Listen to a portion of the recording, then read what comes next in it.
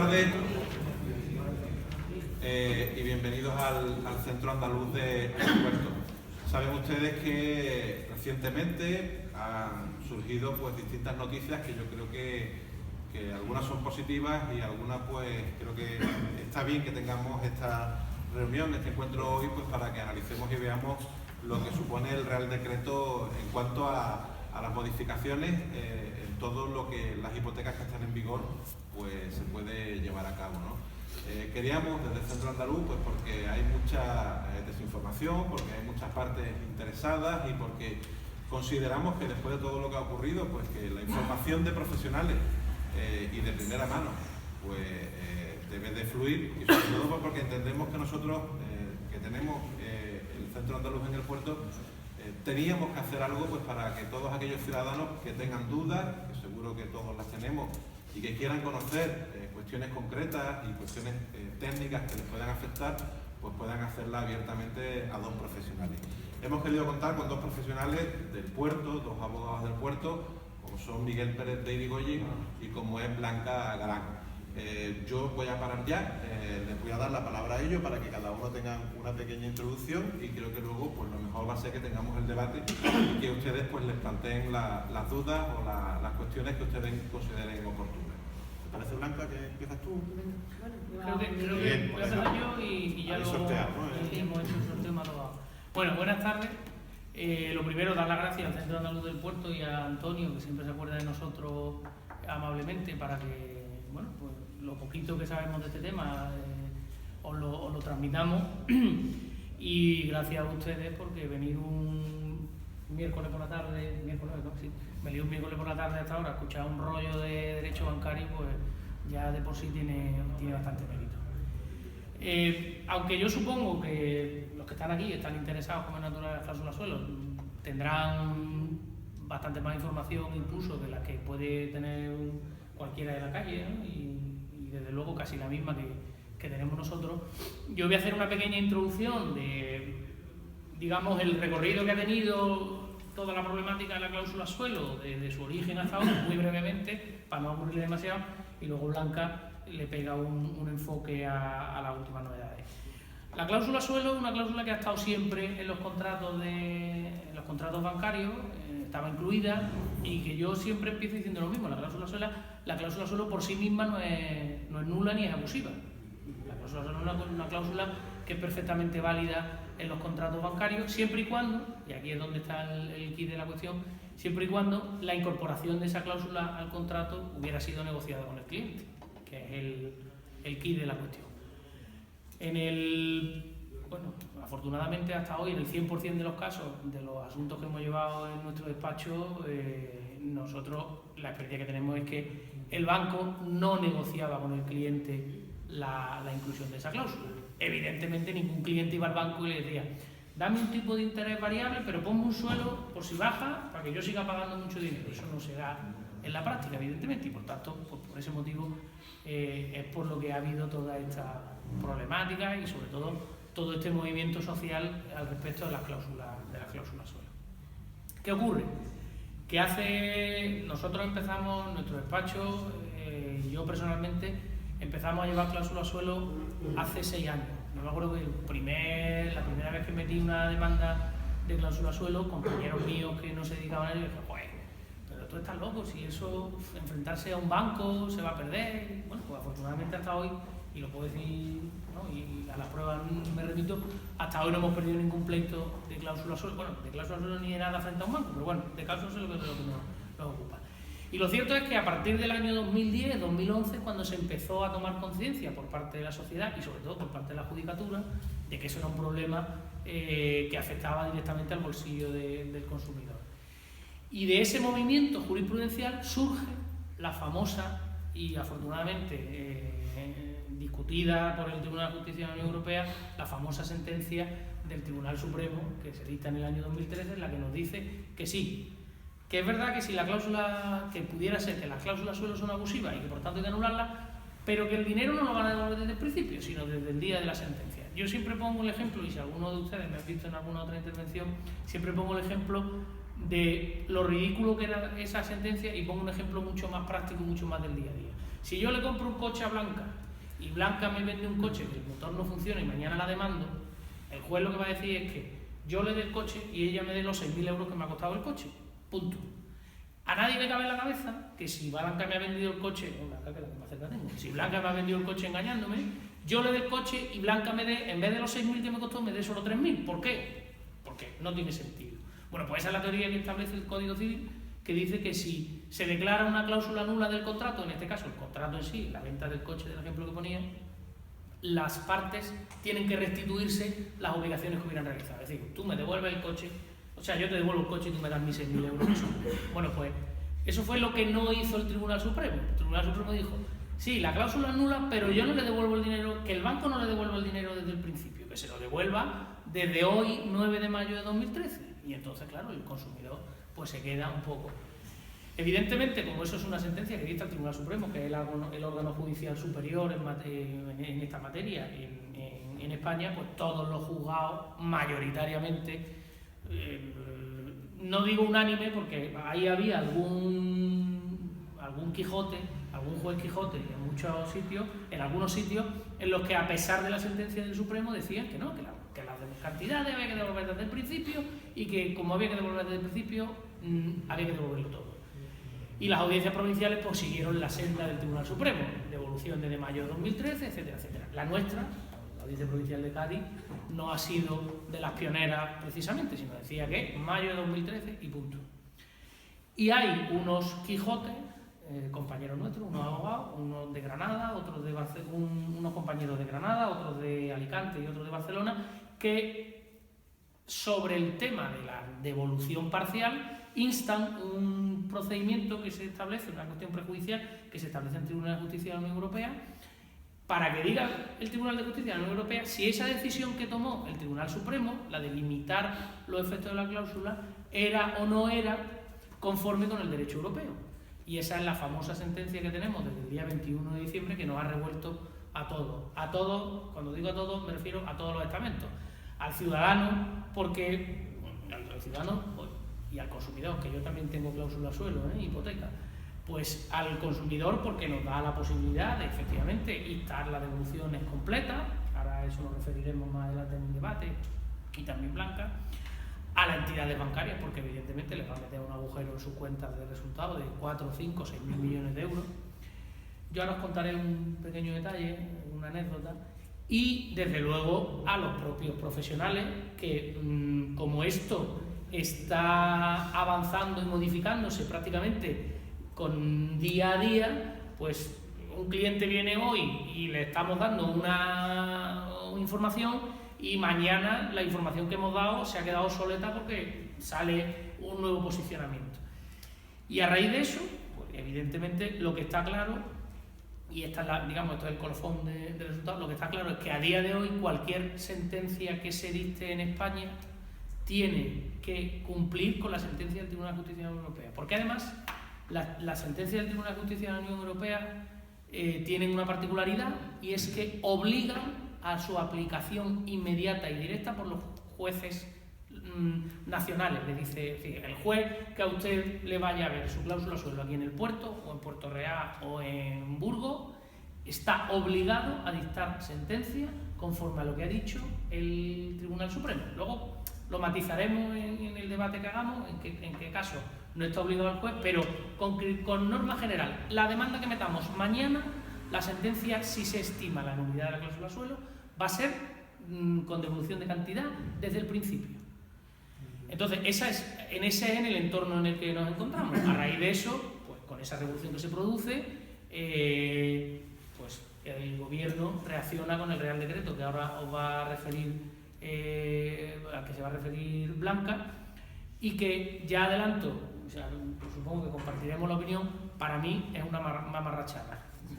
Esa es mi conclusión del Real Decreto y luego, pues si queréis, entramos un poco más. Yo creo que centrar un poco el histórico, y lo quería hacer muy rápido, espero que se me haya, no me haya dispersado en exceso. Habiendo hecho ese histórico, la situación es esa y a partir de ahí, yo creo que ahora Blanca os comenta qué son las soluciones que tenemos. Una cosa que quiero que aclares o que matices. Has dicho negociada con el cliente. ¿Qué quiere decir negociada con el cliente? A ver, evidentemente, y esto, yo esto no lo digo en los juzgados, como es natural, pero a ustedes sí. Evidentemente, el Tribunal Supremo en el año 2013 establece unas pautas de cómo se entiende o cuándo se entiende que una cláusula suelo ha estado bien negociada. Pero claro, lo establece el Tribunal Supremo en el año 2013. El que vendió una hipoteca en el año 2006, pues no lo hizo así, pero porque no lo hizo ni ninguna entidad, porque ninguna se hizo. Luego, si da ocasión, os contaré el último detalle de ayer, de un juicio de ayer por la mañana de cláusula suelo en Cádiz. Luego a ver si tenemos ocasión, para no entretener ahora mucho, y que Blanca os comente. Entonces, la negociación a la que se refiere el Tribunal Supremo es que, primero, antes de firmar la escritura, porque es muy habitual que cuando va a una cláusula suelo el banco te diga, oye usted, en los juzgados también, es que esto está firmado ante notario, y al notario nadie le engaña, sí. Pero antes de llegar al notario, el notario al final, todos hemos ido a firmar algo alguna vez en nuestra vida en el notario, y sabemos que eso es el colofón de toda una trayectoria. Antes de eso está la comercialización que el banco realiza al consumidor. Y ahí es donde el Tribunal Supremo ha fijado una serie de normas. Primero, tiene que demostrar el banco que al cliente se le facilitaron distintos tipos de hipoteca. Es decir, usted va, pide una hipoteca y el banco le dijera, pues mire usted, tenemos hipoteca tipo fijo y hipoteca tipo variable. Y que fuera el cliente el que decidiera, pues yo quiero una hipoteca tipo variable. En la tónica habitual, ayer en ese juicio, uno de los señores del banco que dijo, mire usted, es que nosotros la hipoteca tipo fijo no la ofrecíamos porque estaban al 9%, año 2006. Y es cierto. Y evidentemente, si a mí en el año 2006 me ofrecen una hipoteca al 9%, le hubiera dicho al del banco que no la quería. Pero me tiene que dejar a mí que sea yo el que elija. Y evidentemente, cuando se llegaban las entidades, el banco decía, para ti la hipoteca que hay es esta. Pues ya se incumple el primer criterio de comercialización. Segundo criterio de comercialización es que al cliente se le informase de todas las cláusulas que formaban parte esencial del contrato. Generalmente, y si hay alguien que le hayan informado otra cosa, por favor que no lo diga, cuando hemos ido a la hipoteca nos han dicho, le vamos a dar 180.000 euros, nos lo tiene que devolver en 30 meses, la cuota hipotecaria son 600 euros al mes y el tipo de interés es un Euribor más 1,5. Punto. A nadie le han informado ni del suelo, ni del techo, ni la cláusula de vencimiento anticipado, ni los intereses de demora, porque no se consideraban en aquel momento como elementos esenciales del contrato. Si esa negociación no se produjo, otro criterio por el que el Tribunal Supremo entiende que la comercialización con el cliente no ha sido negociada. Y la tercera pata en la que se establece, que fundamenta el Tribunal Supremo, es que al cliente se le diera la información que le permitiera conocer que aunque contrataba un préstamo de tipo variable, durante la vida del préstamo, ese préstamo variable se iba a convertir en tipo fijo, es decir, que tenía una cláusula suelo. Porque si a ustedes le dicen, sí, usted está contratando un tipo variable, pero que usted sepa que si se dan una serie de condiciones, usted va a tener un tipo fijo, porque en la realidad la cláusula suelo es un tipo fijo. Nosotros tenemos casos en el despacho, no pocos, que desde normalmente en las hipotecas, el primer año se establece un tipo fijo por aquello de la seguridad del banco, y tenemos casos en los que, transcurrido ese año de tipo fijo, a partir del segundo año y durante 6 o 7 años siguientes, siempre ha estado el tipo referido al suelo. Nunca ha funcionado como tipo variable. Entonces, el Tribunal Supremo lo que dice es que, como eso se está desvirtuando el tipo de hipoteca que se ofrecía, tiene que haberse realizado una explicación expresa por parte de la entidad bancaria al cliente de que eso es así. ¿Y eso cómo se hacía? Con lo que el Tribunal Supremo denomina simulaciones. ¿Qué son las simulaciones? Pues mire usted, que usted sepa que tiene un Euribor más un punto, pero que si el Euribor baja por debajo de este nivel, usted va a tener un suelo.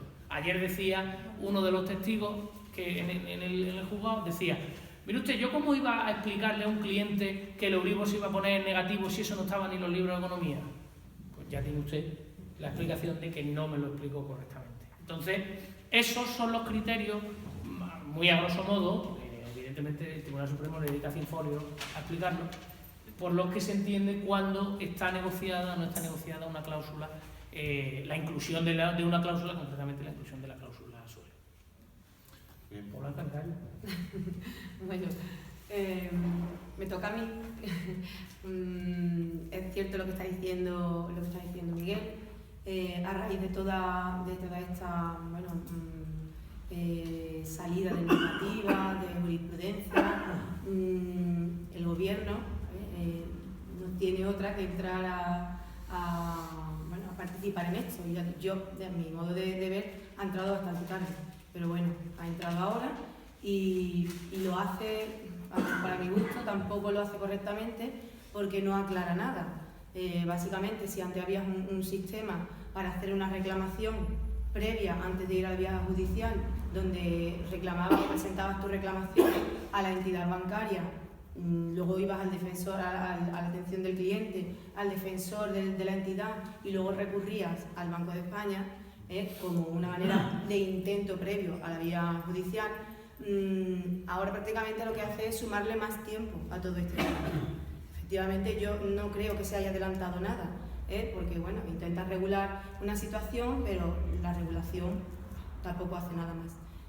El gobierno lo que hace, bueno, ante la masificación y la continua insistencia por la parte de los consumidores de ahora vamos a reclamar, el gobierno se plantea que algo tiene que hacer. Y lo que hace, bueno, es esa normativa que ha salido recientemente a primeros de enero y que si acaso lleva 10 días en vigor, no lleva más. Entonces esta normativa o este reglamento o en este caso este decreto lo que hace es regular un sistema de reclamación previa. Lo que ya os digo que veníamos haciendo de una manera, ahora hace un paso antes. Esta reclamación previa es voluntario para el consumidor, ¿vale? Y bueno, en principio implanta ese sistema al banco, que se ve obligado a recoger esas reclamaciones, pero que bueno, que el banco después con esas reclamaciones te puede contestar o no te puede contestar. Tiene un plazo donde tiene que organizarse, tiene que tener un departamento en concreto donde se recojan esas reclamaciones por parte de los consumidores, tienen que formalizar, les dan un plazo de un mes en este decreto, le dan un plazo de un mes para que organicen el sistema de cómo va a hacerse esa recogida de esas reclamaciones. Y a partir de ahí, una vez que el consumidor presenta esa reclamación, tiene 3 meses para negociar con la entidad bancaria si se va a efectuar la devolución de las cantidades que le corresponden o no. Y le contestarán en positivo, le contestarán en negativo, o directamente no le contestarán. Si pasa ese plazo, pues obviamente se abre otra vez la vía judicial. A mi modo de entender, yo por lo que estoy viendo en estos días que nos están trayendo, se lo estaba comentando antes Miguel, se están presentando por parte de las entidades bancarias una serie de escritos que están haciendo a la bulla, bastante escueto, pero que realmente no están diciendo el trasfondo, que están quitando la posibilidad a la gente de hacer una posible reclamación a la vía en el judicial. Entonces está cogido con alfileres porque lo han hecho a la vía, porque precisamente el decreto les da muy poco tiempo para ponerse al día, pero les coarta un poco el derecho a los consumidores desde mi punto de vista. Yo siempre recomiendo que es mejor presentar un escrito bastante bien fundamentado y bueno, que tenga su base a una entidad antes de que un formulario meramente básico firme un punto. No, yo, por lo menos mi manera de pensar. Es cierto que esta nueva normativa que ha sacado el gobierno lo que hace es darte la posibilidad de hablar con él o mediar con el banco antes de ir a la vía judicial, pero para mí es llamativo un apartado en concreto que tiene con respecto a las costas, ¿vale? Porque te está sometiendo a que si te has metido, si vas directamente a una vía judicial sin haber pasado por esta reclamación previa, ¿quién paga las costas?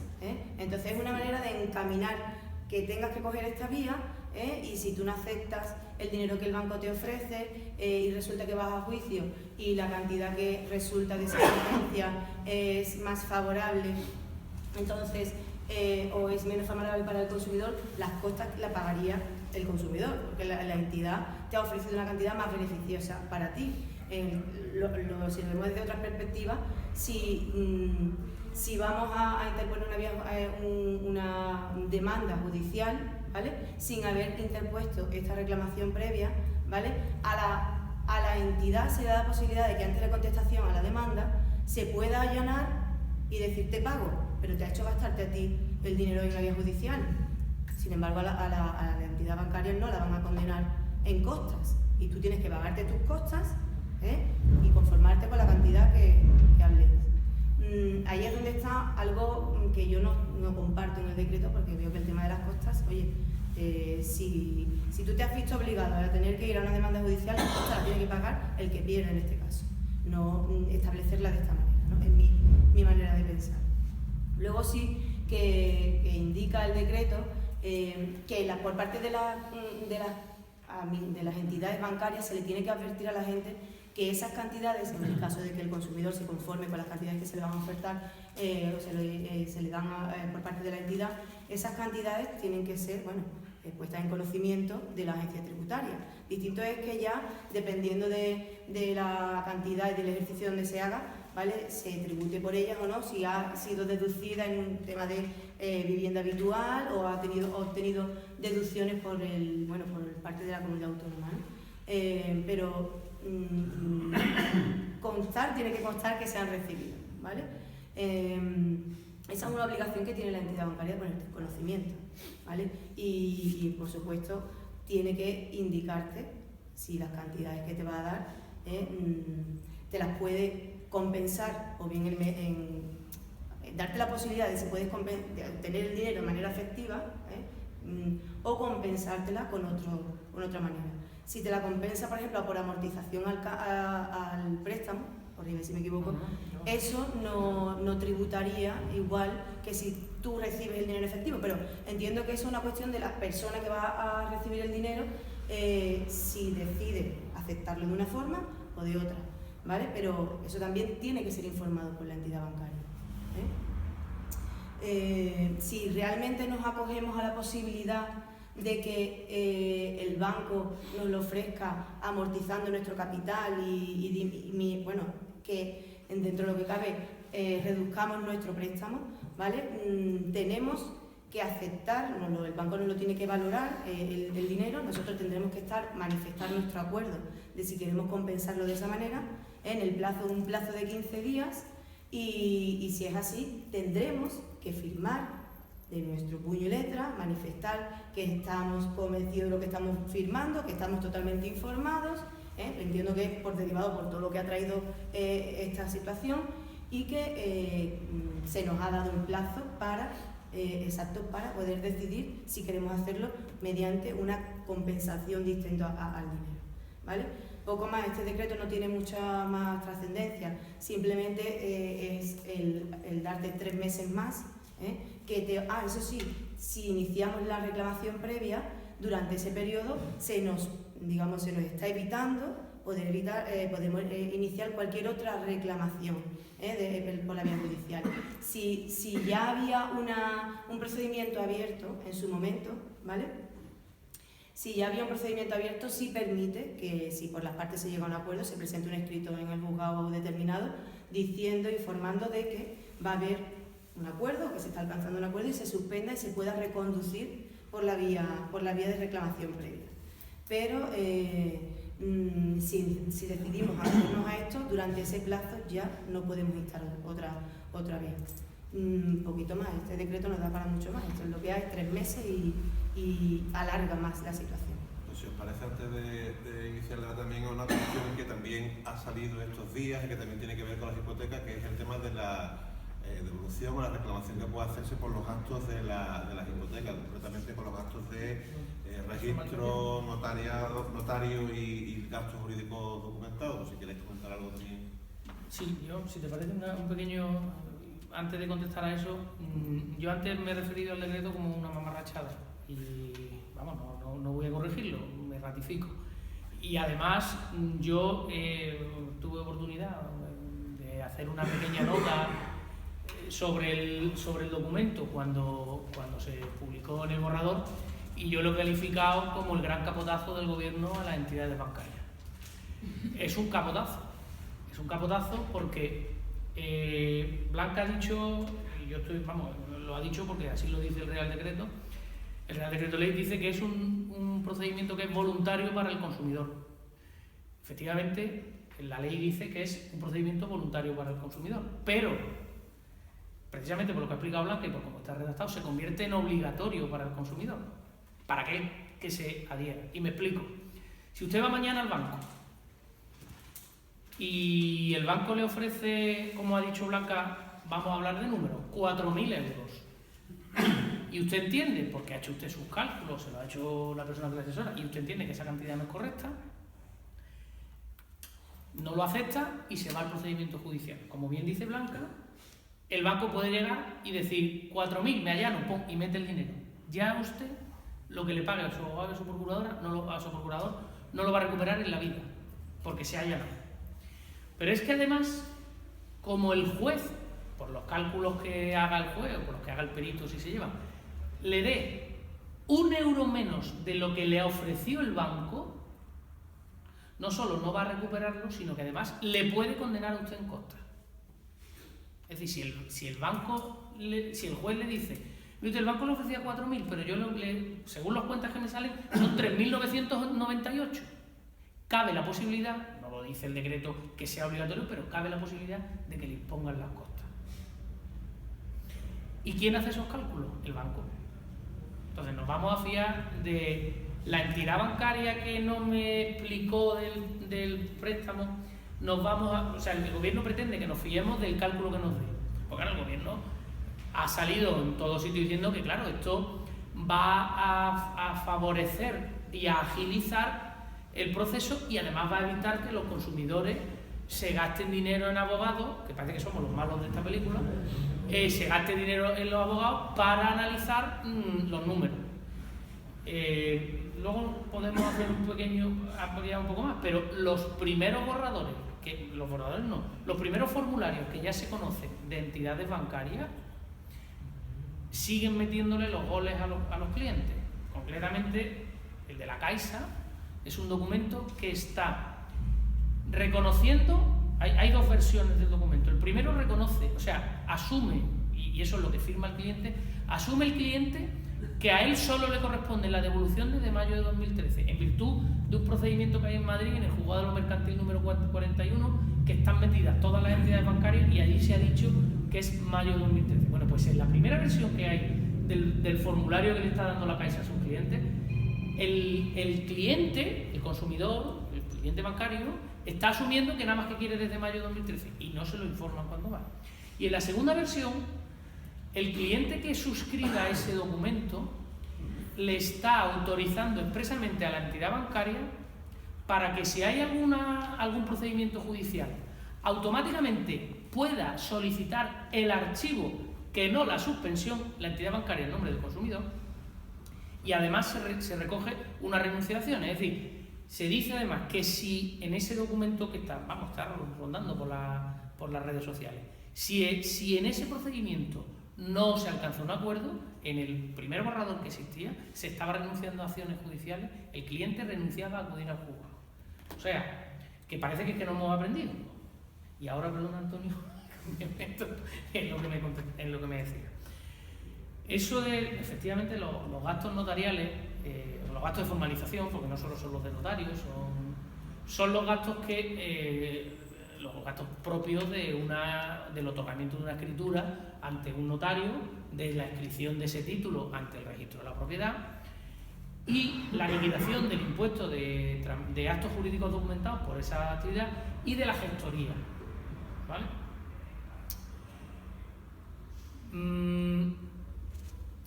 Eso fue una sentencia que salió en diciembre de 2015 y que pues pasó sin pena ni gloria, nadie se dio cuenta, ahí estaba. Nosotros hemos interpuesto un par de acciones en enero del año pasado, bueno, han salido bien, tal, pero de buenas a primeras, con todo el tema de la audiencia del Tribunal de Justicia de la Unión Europea, se vuelve a poner, y además también le van a devolver los gastos notariales, ¿no? Que todo el mundo lo llama como gastos notariales y realmente es mucho más que el gasto notarial.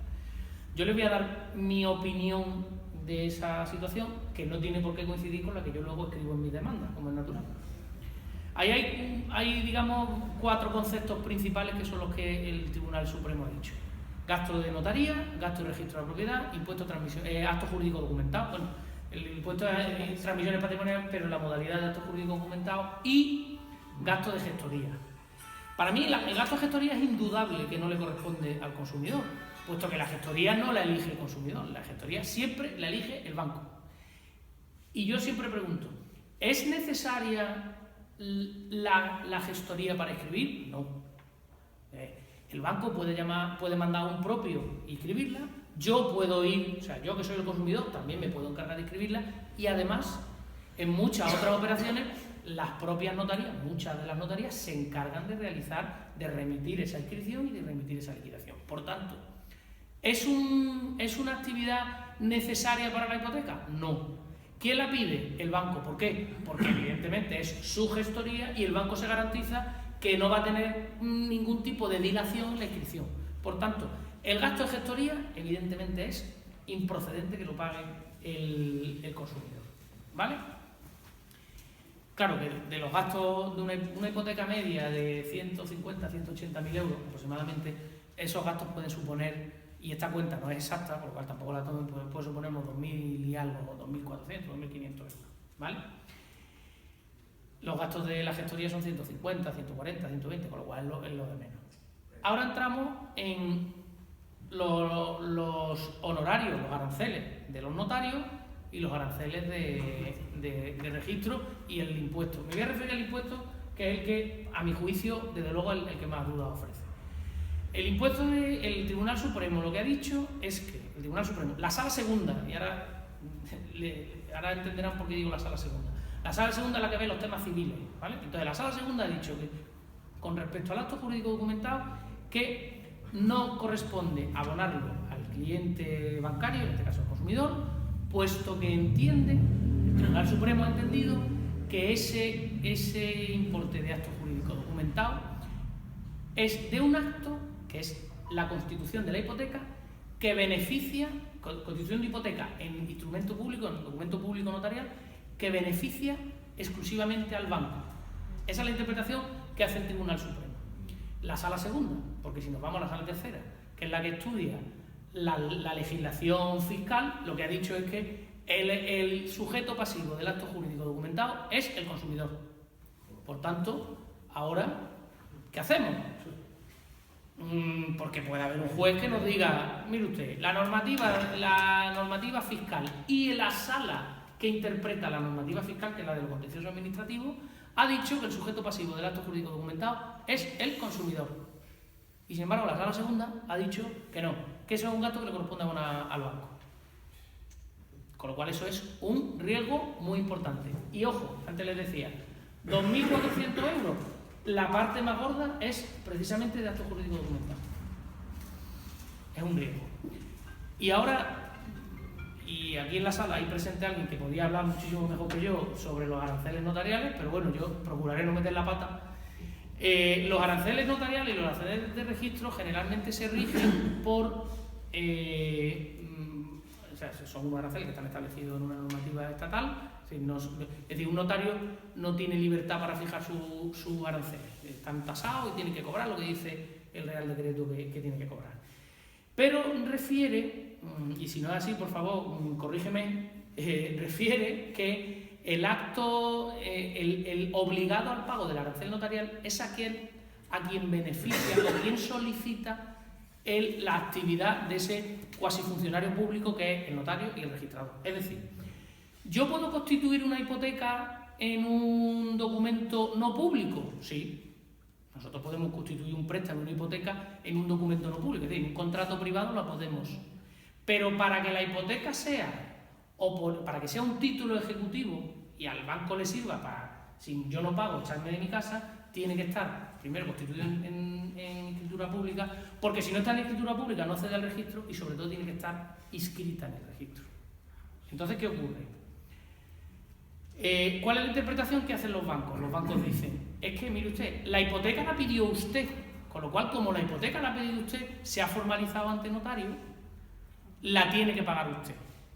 Y lo que ha interpretado el Tribunal Supremo no es que la hipoteca la pida yo, sino que la hipoteca, dice el Supremo, se otorga ante notario porque beneficia a la entidad bancaria, porque con eso tiene un título ejecutivo. Y se inscribe en el registro, porque la hipoteca no hay obligación de inscribirla en el registro, como no hay obligación tampoco de inscribir su casa de uno en el registro.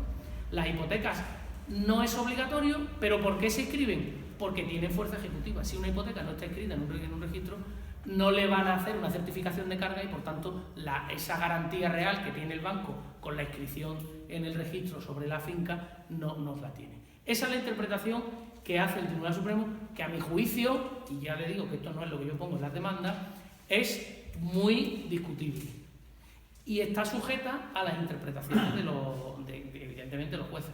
Hasta la fecha, la experiencia que yo tengo, se está devolviendo todo. Acto jurídico documentado, gasto de notaría, gasto de registro de la propiedad y gestoría. ¿Qué están contestando los bancos cuando ustedes hacen la reclamación previa? Esta mañana nos ha llegado una carta de un cliente al despacho que le ha dicho el banco: mire usted, yo no le tengo que devolver a usted la cláusula de gastos notariales porque el gasto correspondiente al notario lo cobró el notario, pídaselo usted a él. Se lo estoy diciendo tal cual. Idem con el registro. La gestoría, dice, es un instrumento necesario para la inscripción de la hipoteca. Y el acto jurídico documentado, claro, evidentemente el acto jurídico documentado, el impuesto, ¿qué es lo que dice? Se acogen a la teoría de la Sala Tercera del Tribunal Supremo, que como el sujeto pasivo es quien se beneficia del documento, en fin. Esa es la respuesta. Entonces ahora se supone que ahora tengo yo que coger y reclamarle la factura de los gastos, según lo que dice esta entidad bancaria, gallega, no voy a poner nombres, pero ya lo voy diciendo, según esa entidad bancaria, lo que tengo que hacer es al notario que otorgó la escritura reclamarle. Eso es una burrada. Pero sí es cierto que, aunque eso está muy en boga y está ahora mismo, bueno, pues es de lo que más se demanda, es una acción que no está exenta de riesgo. Ahora mismo en la provincia de Cádiz no existe jurisprudencia por parte de la audiencia provincial sobre cómo se va a pronunciar en los gastos notariales, sino que pues se están dictando sentencias por los juzgados de primera instancia. Antes o después llegará en las cuantías máximas, porque además, claro, ese pleito tiene una ventaja desde el punto de vista del consumidor. Como no todos los pleitos tienen recurso de apelación. Si la cuantía es inferior a un importe, no tienen acceso a recurso de apelación. Cuando esas cantidades están por debajo de ese límite, que son 2.000 euros, evidentemente no llegan a apelación.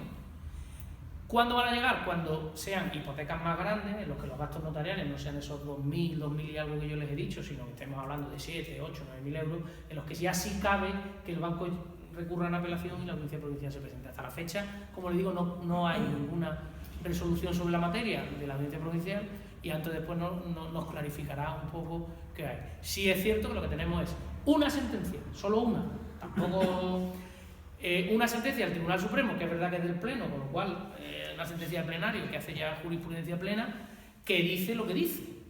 Bueno, pues mientras no llegue el Tribunal Supremo, la misma sala, y nos cambie el criterio, pues nos agarraremos a ella. Pero yo conozco un caso, no mío del despacho, de un compañero, de una jueza de Madrid que le ha refutado, le ha desestimado el impuesto de transmisiones de actos jurídicos documentados en base a la interpretación de la Sala Tercera del Tribunal Supremo, que entiende que corresponde al consumidor. Me ha alargado un montón. No, básicamente estoy con lo que dice Miguel, pero obviamente si nosotros tenemos un derecho y podemos exigirlo, ¿por qué no lo vamos a reclamar? Entonces que llegue ese momento, claro, como dice él, que al final esté reprobado y podamos pasar con más fuerza, ¿no? Pero si lo tenemos ahí, ¿por qué no lo vamos a intentar? Bueno, pues si les parece, iniciamos el coloquio. Si tienen alguna apreciación o tienen alguna cuestión o alguna pregunta que quieran hacerle a cualquiera de los dos. ¿Sí? Vamos a ver, hay una cosa que yo no he entendido muy bien. Yo no llego de acuerdo con el banco. Ya con el banco tengo problemas para que me devuelva la declaración de sueldo. Si yo lo llevara al banco, a los tribunales, y yo pierdo, y lo pago. Pero usted ha presentado la reclamación antes de entrada en vigor de este No, he ido hoy a Autocaja y me han dicho que el 21 de enero se presentó en el BOE y hasta el 21 de febrero no dará ninguna información de folleto ni nada. Pues ya está mintiendo única.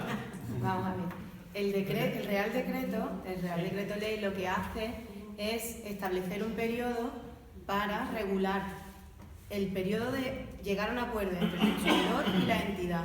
Desde el día que se aprueba el decreto se pueden presentar las reclamaciones, ¿vale?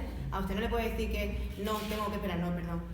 En el Real Decreto existe una disposición que establece que se les da un mes a la entidad para que ellos se organicen entre sí, ¿vale? Y creen un servicio para recogida de sus reclamaciones, pero usted puede perfectamente presentar su reclamación.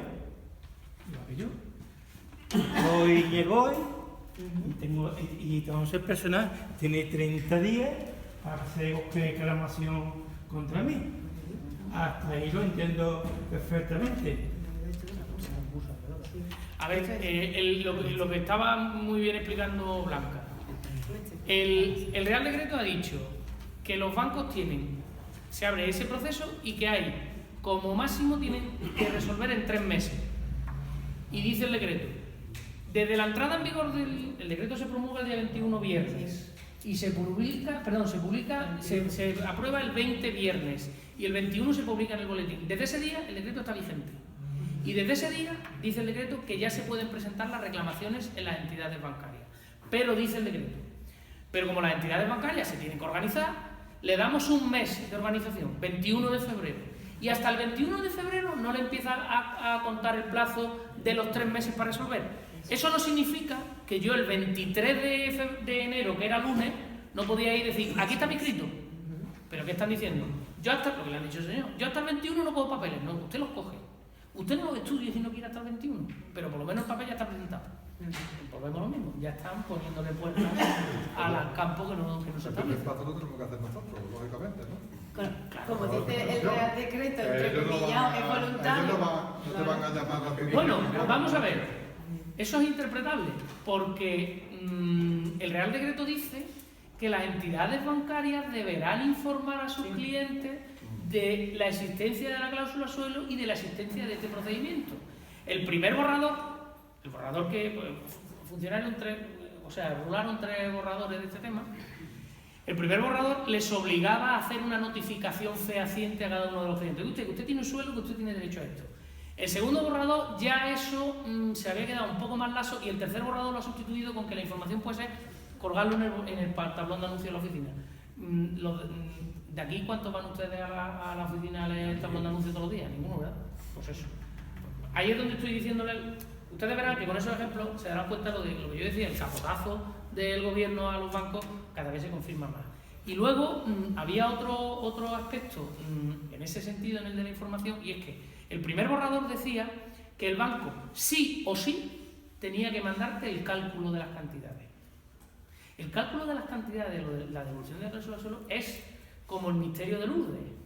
O sea, nadie sabe, y te podemos tener 3 herramientas de cálculo distintas y hechas por un catedrático de matemáticas o de economía financiera, y no nos va a dar la misma cantidad de devolución a ninguno. ¿Vale? Entonces, el primer borrador decía que las entidades bancarias tenían que mandar ese cálculo económico de la devolución, se lo tenían que mandar al cliente, aunque luego le dijeran que no le iban a devolver el dinero. ¿Qué ocurre? Que en las entidades bancarias, que no dejan de ser un lobby, le dijeron se movieron con el gobierno, con el legislador, y lo que le dijeron fue, pero usted, que si yo a un señor que no le voy a devolver la cláusula suelo, le doy el cálculo de cantidades, le estoy haciendo, no, me las pide, no, le estoy haciendo el pleito hecho, porque ya sabe cuánto le tengo que devolver. Entonces, claro, en el texto que se aprueba, que se publica en el boletín, que al final es el que nos rige, que dice que se dirigirán a usted para denegarle o aprobarle, y en tal caso, es decir, en el de la aprobación, le remitirán la cantidad, que no el cálculo, que entienden que le tienen que devolver. Es decir, mire usted, yo creo que sí, y creo que son 2.000 euros. Y ahora, mira entendido y imagínate si son 2.000 o no. ¿Hay una caducidad paso y para la devolución? No. Bueno, a ver, no es muy tajante. De la reclamación previa la reclamación previa de aquí no establece, o sea, usted no tiene un plazo máximo de reclamación. Mientras esté vigente este Real Decreto, usted lo podrá hacer en cualquier momento, siempre y cuando tenga vigente la hipoteca, ¿vale? Ahora, lo que sí hay un plazo es que tienen que resolver en 3 meses.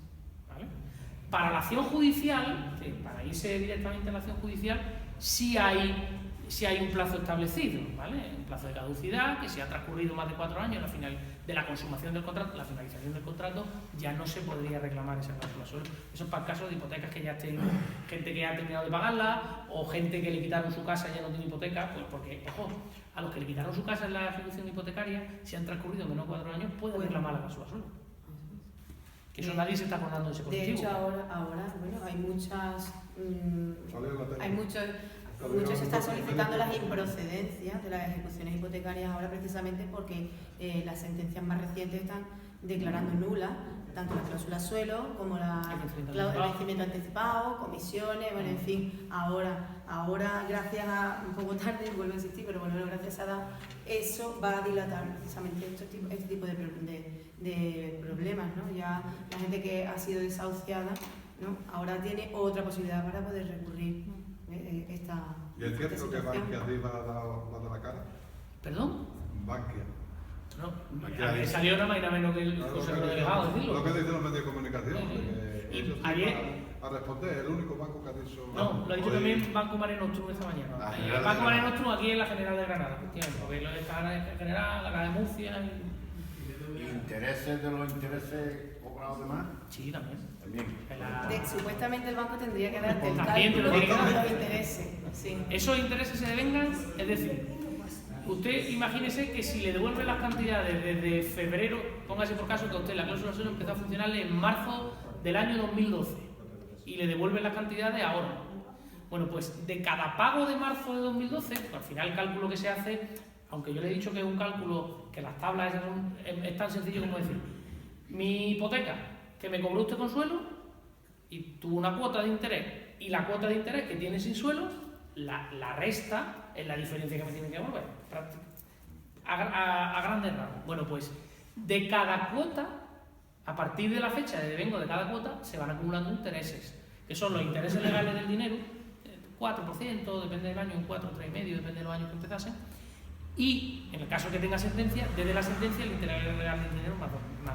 Y en el borrador, vuelvo a lo mismo, en el borrador que al principio salió, se especificaba que había que determinar los intereses abonados de más y los intereses legales.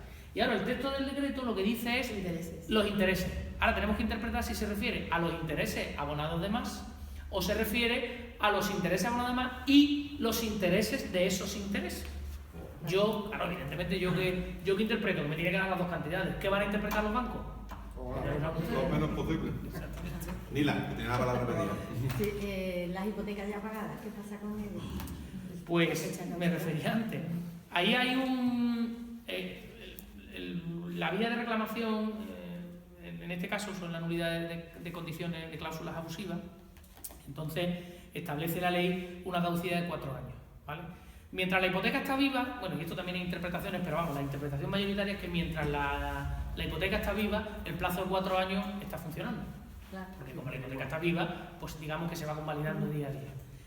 Pero en hipotecas que ya no existen, por los motivos que sean, porque están canceladas, porque se ha pagado, porque perdió el piso en ejecución hipotecaria, el plazo de 4 años comienza a contar, y es un plazo de caducidad que no se puede interrumpir. Es decir, si usted manda una carta, no se interrumpe ese cómputo de los 4 años, sino que sigue contando.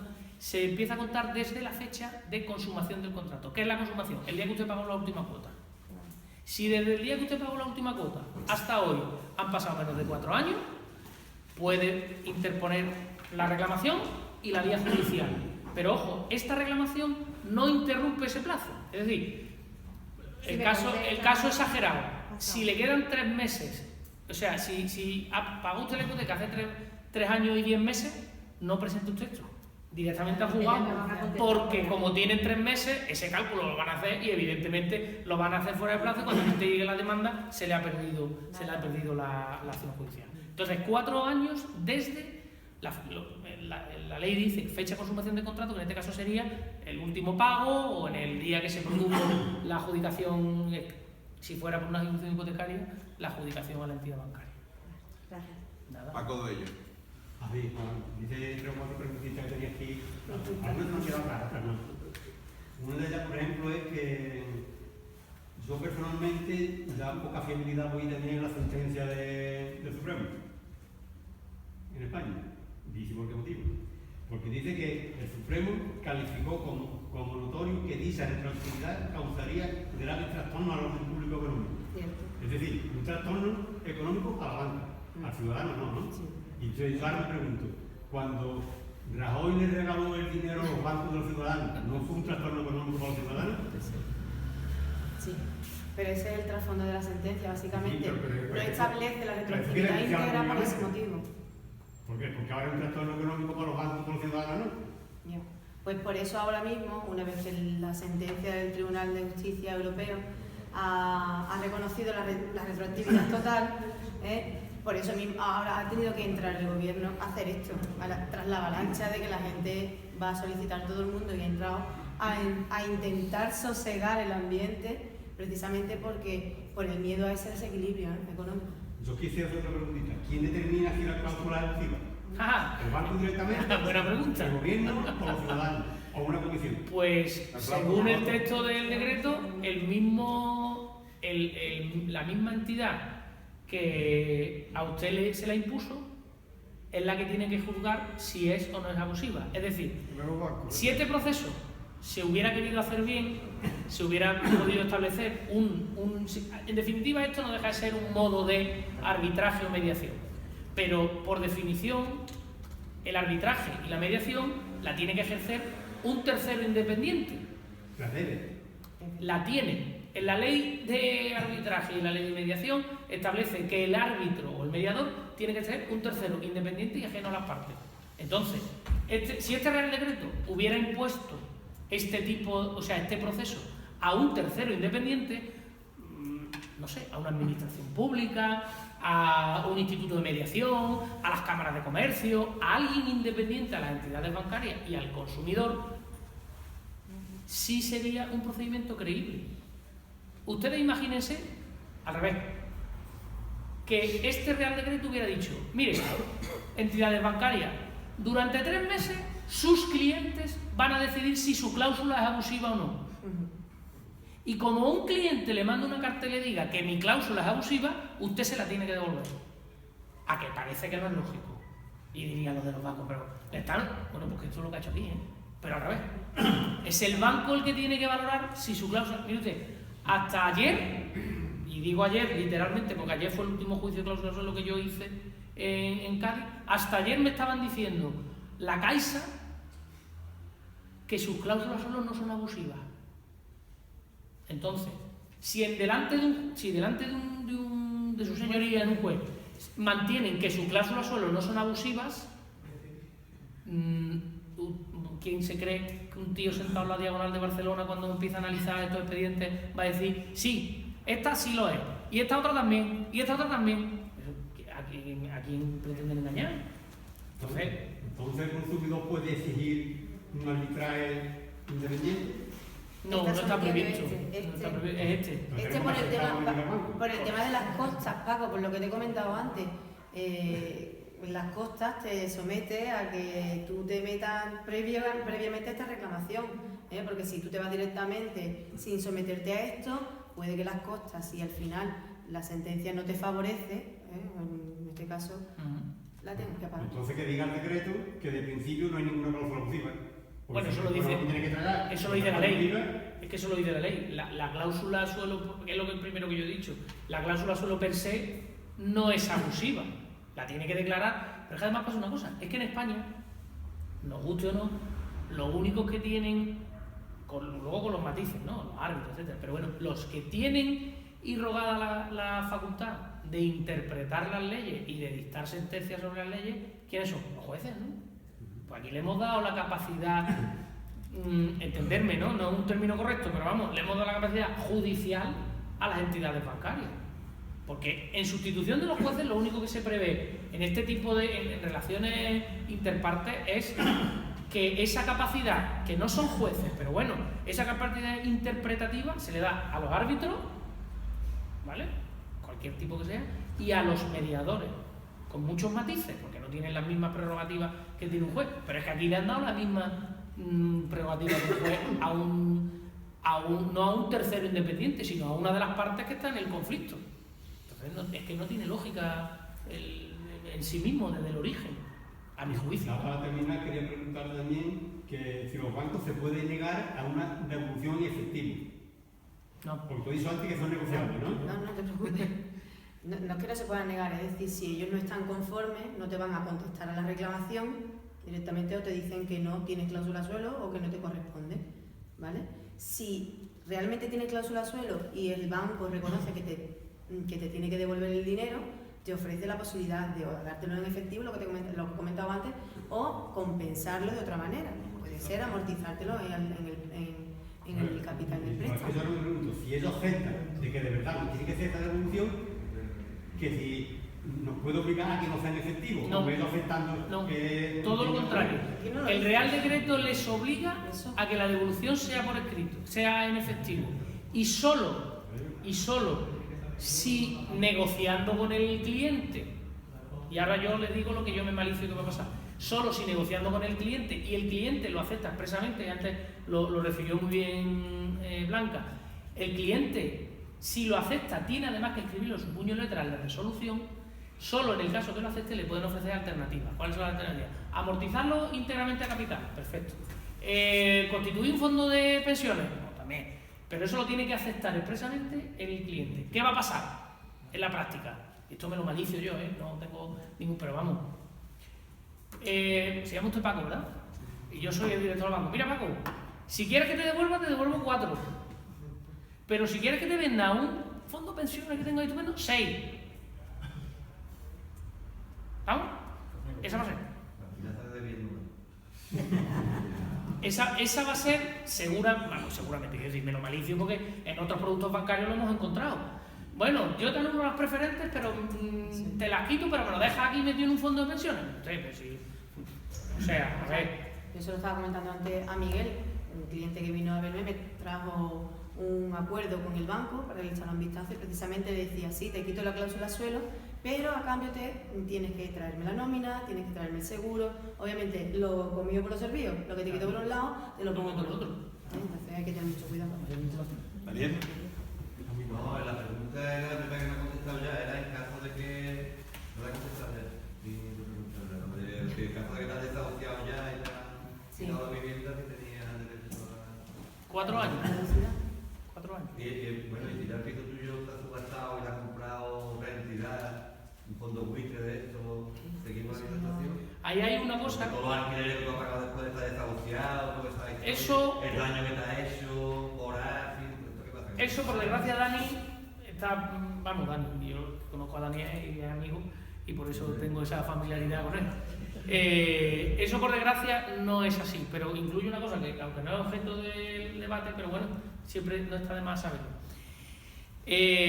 A usted le han quitado su casa y ya está, y bueno, pues se la han quitado. Si hace menos de 4 años, lo mismo que le contestábamos antes a esta señora, lo puede reclamar, evidentemente la cláusula solo si la tenía, y si quiere acumular lo de los gastos notariales con los matices que hemos hecho, lo puede hacer. Bien, hasta ahí lo tenemos claro. Hay un tema, que, como por desgracia lo habitual que ha habido en este tiempo es muchas ejecuciones hipotecarias y por desgracia todos conoceremos a alguien que está en ese caso. Hay una previsión en la ley, en el Real Decreto Ley 1/2013, me parece que dice que si la entidad bancaria que ha ejecutado la vivienda en el plazo de 5 o 10 años vende la vivienda con una plusvalía considerable, empiecen ustedes a revisar, tiene que avisar al ejecutado, porque al ejecutado le corresponde parte de esa plusvalía, dependiendo del tiempo que haya transcurrido. ¿Cuántos conocen ustedes que lo hayan llamado? Uno, ¿verdad? Eso hay un truco. Al que le hayan quitado la casa, hay una cosa que se llama en el registro de la propiedad, la continuada no es. En el registro de la propiedad online se pide un seguimiento de una finca, de un número de finca. Todos sabemos que el número de finca registrada mía está. Se le hace un seguimiento y en el momento, claro, sí, bueno, es lo que vosotros llamáis la continuada, ¿no? Tú le haces un seguimiento a esa finca, que se la ha adjudicado la Caixa. El Real Decreto luego se ha matizado porque si la Caixa se lo ha colocado a un fondo buitre, que son los que un fondo de titularización, que es como se llama, pero vamos, un fondo buitre, no se aplicaría esta previsión. Pero si luego el fondo buitre, que es capital del propio banco, lo vende, si te quitan la casa al 100 y el fondo buitre la vende en 180, de esa plusvalía de los 80, de los 80.000 de plusvalía, dependiendo del tiempo que haya pasado en posesión del banco, al ejecutado puede reclamar parte. Entonces, si se pone esa continuada, el registro te avisa cuando sobre esa finca registral se produce una modificación. Y entonces te enteras que lo que hoy era del fondo de titularización de activos del Sabadell, por ejemplo, mañana ha pasado a ser de Manolo López. Entonces ya sabes que lo ha vendido. Y a partir de ahí puedes iniciar el proceso que se prevé en el Real Decreto Ley para reclamar esa plusvalía que se supone que se ha producido en el inmueble. Es verdad que tal y como está ahora mismo el mercado inmobiliario, es complicado que eso se produzca. Por una realidad no, porque se están adjudicando los pisos con un nivel de tasación muy alto, que la que estaba en la época del boom inmobiliario, y ahora mismo las ventas están muy por debajo de esos niveles. Con lo cual es difícil que luego eso en la práctica Yo, desde luego, no conozco ningún caso. No me consta ningún caso que eso haya sido. Pero bueno, que está ahí, y que eso hay que conocerlo para, si hay que agarrarse a ello, pues puede agarrarse. Mi pregunta es, yo tengo ganado un pleito con Credit Firm, que no sabemos, que no da cláusula suelo, pero yo no pedí la retroactividad porque en ese momento no lo da. ¿Puedo pedir la retroactividad ahora mismo? ¿Credit Firm es la Caixa? Credit Firm era Grupo La Caixa, eso era una financiera que había en Sevilla. Eso es como... Aprovecho, Miguel, un momentito. ¿Yo puedo reclamarle a la Caixa la devolución o directamente lo que Credit Firm? Porque yo estoy harto de contactar con ellos, pero no les respondo. Tú, aunque el propietario de Credit Firm sabemos que es la Caixa, tu servicio de atención al cliente tiene que ser Credit Firm, ¿vale? Y a la primera pregunta, esa es ahora mismo uno de las grandes dudas que tenemos todos los operadores jurídicos. Los abogados, los jueces y, por supuesto, los consumidores, ¿no? ¿Qué ocurre? Cuando un señor tiene una sentencia, y es verdad que cuando se pidió el procedimiento de Alex lo llevé yo en el despacho. Cuando nosotros pedimos la demanda de Alex, pues le dijimos, mira, ahora mismo los bancos, el juzgado de Cádiz por aquella época no está devolviendo cantidades, con lo cual si pedimos devolución de cantidades nos arriesgamos a que nos archiven el procedimiento y además ya no solo el archivo, sino que te impongan las costas de ese procedimiento y tú tengas que pagar, aparte de tu abogado, tengas que pagar al abogado del banco, que es una triste guasa, pero bueno, eso es así. Entonces optamos por no pedir la devolución de cantidades, simplemente la devolución, la nulidad de la cláusula suelo, y se obtuvo afortunadamente. Ahora estos señores, claro, tienen una sentencia que ya no tienen cláusula suelo, pero ahora se encuentran con que el Tribunal de Justicia ha dicho eso. Y ahí hay una figura, que esto sí que da para 3 tardes de derecho procesal, que no se lo voy a aburrir. Hay una figura que se llama la cosa juzgada. Muy resumidamente es cuando un pleito tiene una sentencia, no se puede reproducir ese pleito indefinidamente. Es decir, tú, porque si no sería, he perdido el pleito, voy a montarlo otra vez con otro juez a ver si y entonces estaríamos toda la vida. Esa es la cosa juzgada. ¿Qué ocurre? Que en situaciones como esta, en la que no se ha devuelto las cantidades, porque además la particularidad de Ale es todavía más. En el caso de Alejandro, en el juicio le dijimos a la jueza que la declaración de nulidad, en el momento que se produjera, el efecto directo era la devolución de cantidades, porque así lo establece la ley. Pero la jueza hizo una interpretación de aquella manera y no lo dijo. Vale. En ese caso, evidentemente lo que ha habido es una vulneración por parte del sistema judicial de la ley aplicable. Y podría haber algún tipo de mecanismo para recuperarlo. ¿Qué ocurre? Nosotros estamos a la espera de que parece ser que a mediados de febrero, finales de este mes de febrero, va a haber un pleno del Tribunal Supremo en el que ya va a asumir como propia la jurisprudencia del Tribunal de Justicia de la Unión Europea, no puede hacerlo de otra manera, y parece ser que se va a pronunciar sobre el hecho de qué ocurre con las personas que tienen sentencia y no se le devolvieron cantidades, o, que tampoco son pocas, los que tienen sentencia y se devolvieron cantidades de mayo de 2013, porque era la jurisprudencia vigente. Nosotros en ese caso, ¿qué es lo que le pedimos a los clientes? Bueno, ya les lo saben. Nosotros lo que le pedimos a los clientes es ahora mismo cautela, porque vamos a esperar a ver qué es lo que nos dice el Tribunal Supremo, vamos a analizar posibilidades y a partir de ahí pues ver qué alternativas se nos presentan. A priori no es fácil, eso sí, vamos, yo por lo menos lo que transmito a nuestros clientes, que a priori no es fácil porque tenemos ahí la losa de la cosa juzgada, que no es un tema sencillo. Pero es lo que estábamos hablando antes, ¿no? Que cada día sale una cosa diferente, claro. Y a lo mejor hoy no se puede ver y mañana sale algo y lo tenemos claro.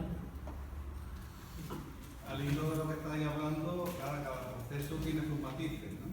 Yo no llegué a llevarlo judicialmente, sino yo en cuanto salió el decreto este de 2013 empecé a pelear con el banco, lo elevé al Banco de España, todo esto. Entonces me contestó el banco que no, pero como vio que yo estaba insistiendo, pues me llamó y me propuso otro engaño, que yo entré, pero vamos. La única opción que había era, oye, fírmame este documento como que tú renuncias con carácter retroactivo a todo lo que has pagado, esto, lo otro, con un documento privado. Sí, sí. ¿Vale? Unicaja, ¿no? No, Caja Rural. Son los dos casos. ¿Vale? Sí, son los mejores. Entonces, ¿qué ocurre? Que yo hice una valoración, me informé por profesionales y digo, claro, era 2006 o por ahí, con carácter retroactivo te pagan según la audiencia provincial desde el 2013. Hice mis cálculos, digo, no merece la pena. Firmé el documento. ¿Qué viabilidad puede tener mi caso? Y creo que si hay alguien que se sienta también afectado como yo, ¿qué viabilidad puede tener teniendo ese matiz, este documento firmado, como que yo renuncio? Y aparte, a raíz de quitarme el suelo, porque yo tengo un suelo quitado, claro, a raíz de quitarme el suelo... Quitado no, tú lo tienes dejado de aplicar, ¿no? Exactamente. ¿Qué tiempo tengo yo para ir por la vía judicial?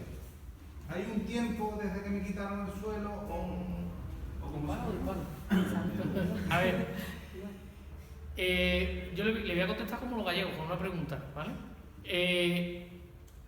Cuando usted renunció a esa reclamación, ¿recibió algo a cambio? Aparte que le quitaran el suelo. ¿No hubo alguna contraprestación? No, era la única manera de que me quitaran el vale. suelo. Pues entonces, a ver, no es el procedimiento más sencillo, pero existe una jurisprudencia del Tribunal Supremo que dice que cuando un consumidor ha firmado un documento de renuncia de derechos, y eso es un derecho, el derecho a reclamar, o sea, la reclamación judicial es un derecho.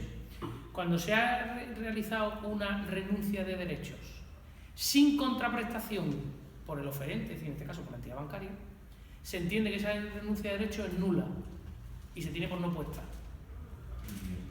¿Vale? Y por tanto sería viable, pero siempre desde esa óptica, desde la óptica que hay que hacerle ver al juez que ese documento que se... Porque claro, usted va a meter la demanda y lo primero que va a decir el banco, falta de acción. Este señor no tiene acción porque ha renunciado a las acciones legales. Y entonces, esa alegación de la falta de acción es lo primero que tiene que analizar el juez. Entonces hay que interpretarlo desde el punto de vista de la jurisprudencia del Tribunal Supremo, que en ese aspecto sí es constante, que cuando hay una renuncia de acciones por parte de un consumidor, sin que lleve a contraprestación, pues tú me dices, me quitaron el suelo, por ejemplo, ¿no? Me quitaron el suelo y a cambio de que yo renuncie a las acciones me dieron 3.000 euros. O me redujeron el diferencial, por ejemplo, que conozco algún caso. Si hay algún tipo de contraprestación, más allá de quitar el suelo, porque quitar el suelo no es nada más que una lógica de esa negociación. Si no hay una contraprestación, se podría alegar la teoría esta del Tribunal Supremo sobre la renuncia de acciones sin contraprestación, y yo entiendo que se podría defender en un juzgado que ese documento es tan nulo como era en su día la cláusula suelo. Pero hay que pelearlo porque eso es a mí se me ha presentado un caso similar y por aquí hay alguien que lo sabe. Una pregunta, ¿le dieron copia de lo que firmó? Yo tengo copia. Sí. Yo tengo copia, vamos, lo pedí porque ya... me gustaría decir una cosita nada más. Yo he visto los puestos, no me fío ya del banco, no me fío del decreto, no me fío de nada. Yo creo que inicialmente tenemos que ir de la mano para hacer la primera carta de un profesional, porque es que te pueden engañar como ahora eso. exactamente.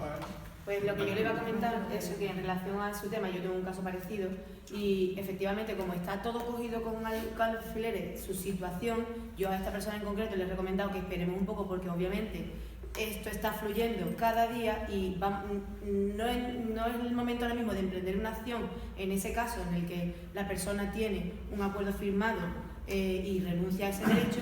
Yo le he recomendado esperar un poco a que esto se asiente porque habrá algo que obviamente llegue y revoque ese acuerdo. Ese es el pronunciamiento que se espera del Tribunal, efectivamente, entonces yo Supremo. En ese aspecto soy un poco más prudente y estoy esperando que eso llegue. A ese hilo yo entiendo que revoque, que haya una sentencia firme que diga que eso es que diga, oye, mira, que esto tampoco. Efectivamente. Bueno, hay por ejemplo un caso típico que digamos que son los primeros, es decir, todo el rollo de la nulidad de las cláusulas suelo de mayo de 2013 viene por una demanda que se presenta por, no sé si era ICAE o no, fue Bank me parece, contra 3 entidades bancarias, Cajamar, la extinta Caixa Galicia y BBVA.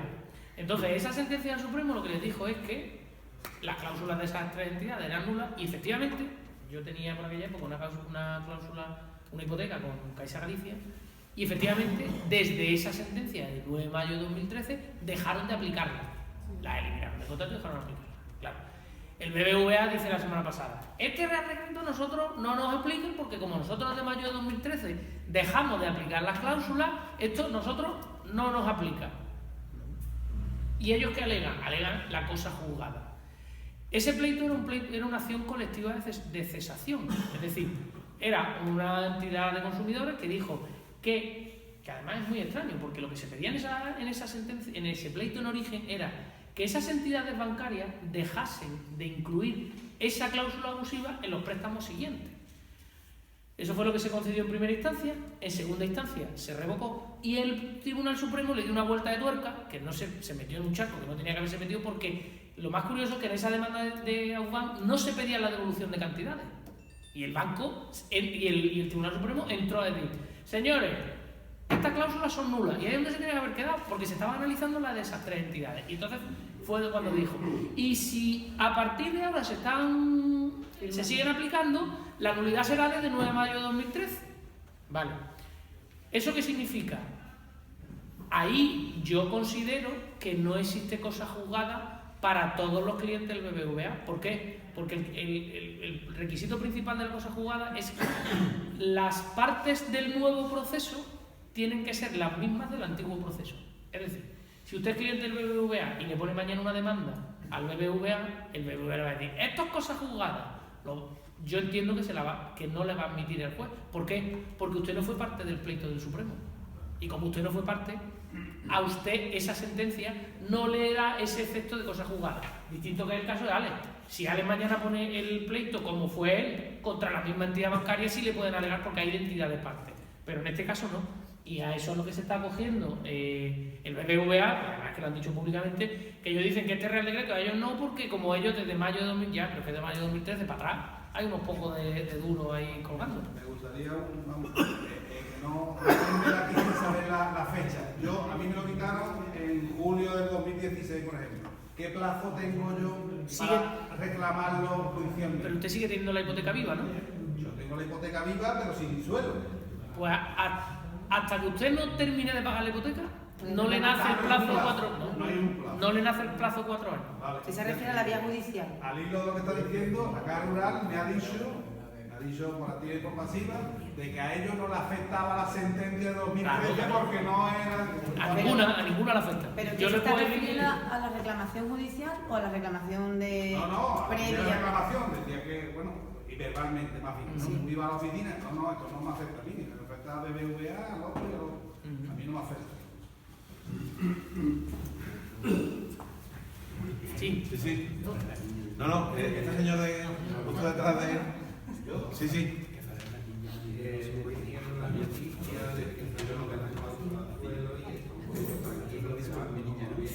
ha dicho Martín.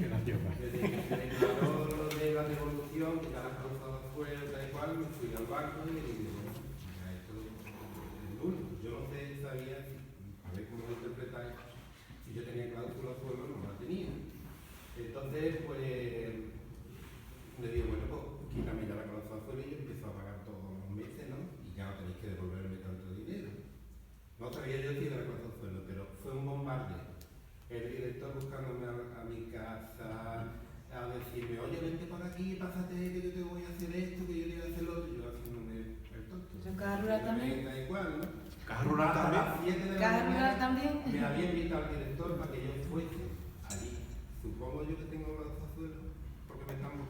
Pues le voy a tener que contestar otra vez a la gallega. ¿Lleva usted más de 2 años pagando la misma cuota hipotecaria? ¿El mismo importe todos los meses? Bueno, este mes me la han bajado. Vale, ¿y cuánto tiempo lleva usted pagando la misma cuota? Pues desde el 2009, 2010. Tiene usted cláusula suelo. Entonces, yo ya hace tiempo yo que debo... Que por eso ¿Qué está entidad, buscando. de qué entidad estamos hablando? Unicaja. Ah, bueno. A Unicaja he ido yo ahora a decirle ya todo este tema y han puesto una mujer allí que es un robot.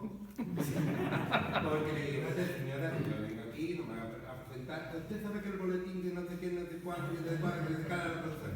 Mira, lo que quiero es que me han dicho que tengo que hacer una reclamación, pero usted no se ha enterado que el boletín oficial de tal y tal y tal y tal.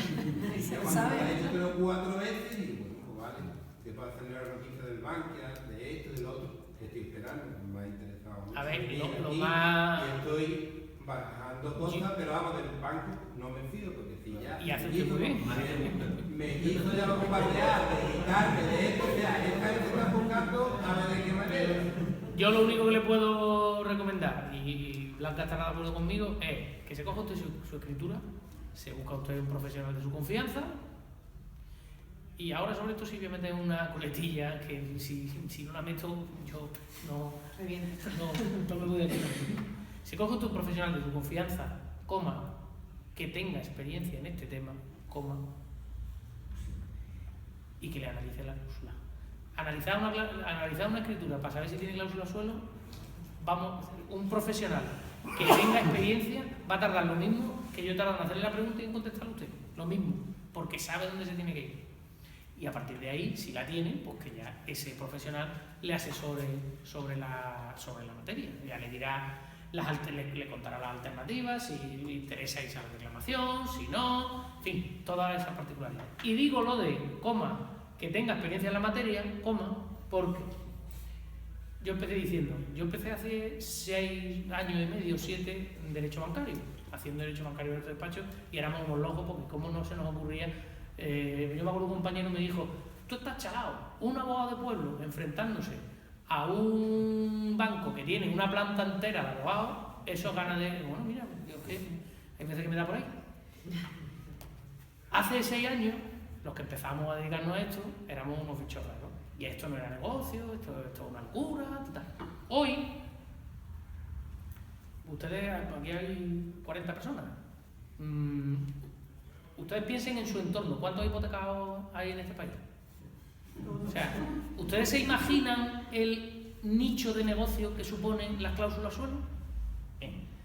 Y ahora mismo las cláusulas suelo son muy fáciles, porque prácticamente con un folio, eso es lo que cree, el que empieza hoy, eso es lo que cree, con un folio diciendo, mire usted que la sentencia de Tribunal de Justicia de la Unión Europea ha dicho que las cláusulas son abusivas, no tiene usted que volver desde el principio. Ya la gente se cree que con ese tema se gana el pleito. Y entonces todo el mundo se está dedicando a hacer cláusulas suelo.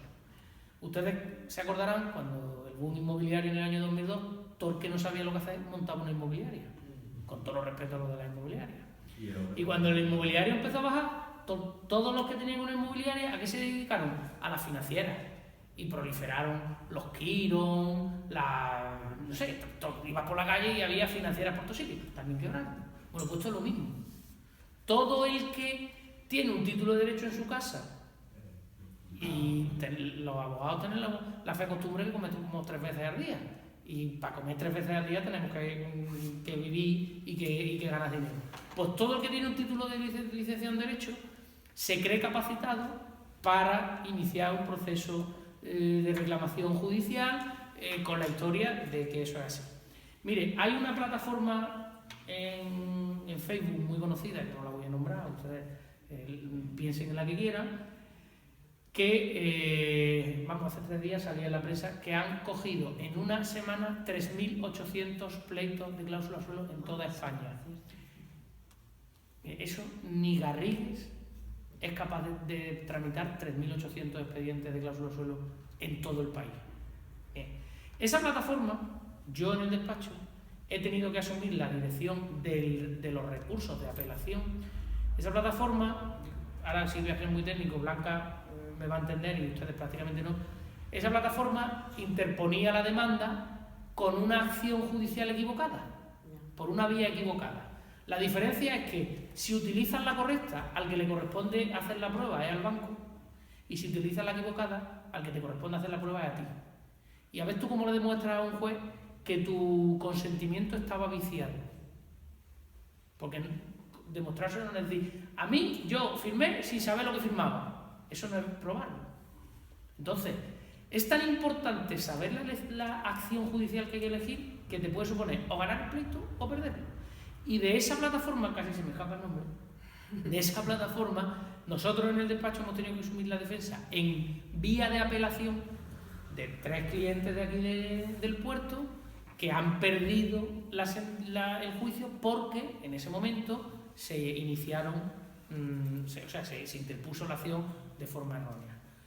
Por eso es lo que le he puesto la coletilla de que sepa de lo que está hablando. En 5 palabras pedí. Venga, perdón. No, la chica de... Sí, sí. Mira, mis padres Os tengo a todos... firmaron un acuerdo junto con el banco en el cual iban a hacer la reducción del tipo de interés, firman durante 3 años y luego de los 3 años iban a aceptar lo que es la cláusula suelo. ¿A eso se puede hacer? Es que ese acuerdo será como el de este señor que ha firmado, entiendo, ¿no? A cambio le habrán dicho que no puedes reclamar y estamos en la misma situación. ¿Ellos no tienen firmado eso? El tipo de interés al 2,5 de lo que teníamos y a partir del 3er año se te quita lo que es la cláusula. Sí, pero conlleva es que no puedes... Efectivamente, es que me extraña muchísimo que no tenga esa coletilla porque no, lo puede tener. Hay casos, yo conozco de ese caso, conozco alguno de Unicaja, no sé si es el caso. Sí, en Unicaja sí hay algunos acuerdos de ese tipo, se han firmado en el que no te obligaban a las renunciaciones. ¿Qué ocurre? Yo tengo un pleito de eso en el despacho. ¿Qué está ocurriendo? Que nos están alegando que con la firma de ese documento en el que ya reconoció que sabía que había una cláusula suelo y que se la reducía del 3 al 2,5, estaba convalidando el defecto de consentimiento que en su día pudo dar y la falta de información que pudo dar. Ahí está. Tiene su intríngulo muy parecido al que le decíamos a este señor. Se puede analizar ese tipo de acuerdo, pero con mucha prudencia, porque es muy arriesgado. Porque el banco lo que te va a alegar es lo que le he dicho, que en ese momento en el que sus padres reconocieron y bajaron la cláusula, van a decir que desde ese momento ya conocían el tema. También es cierto que hay una línea jurisprudencial del Supremo que dice que lo que es nulo, los actos posteriores de la persona no pueden anular lo que es nulo, no pueden convalidar lo que es nulo en el origen. Y por esa vía se podía también, es decir, si a mí me colaron una cláusula, el día que me la debieron de explicar, no me la explicaron, por mucho que yo luego haya reconocido en 7.000 folios que ya sé lo que es la cláusula suelo, si en el origen no me lo explicaron bien, evidentemente mis actos posteriores no convalidan, pero es muy alambicado la defensa. Es posible, pero con mucha... Claro, lo único que pasa es que en ese acuerdo aprovechan y te meten ahí, ya estás informado, claro, y te das por informado para que eso no lo utilicen luego en una reclamación. ¿Incluso te lo hacen ponerlo de puño y letra? Incluso te lo hacen ponerlo de puño y letra. Pues sí. El señor con gafas que está... Sí. Resulta que a mi hijo le faltaron una vivienda en el 2010, hacerlo un y entonces era ver si tiene cláusula, no tiene, no sabe si le corresponde reclamar los que ya ha pasado el plazo, ya ha caducado. Por desgracia, ha pasado desde la fecha de subasta, han pasado más de 4 años y la acción está caducada.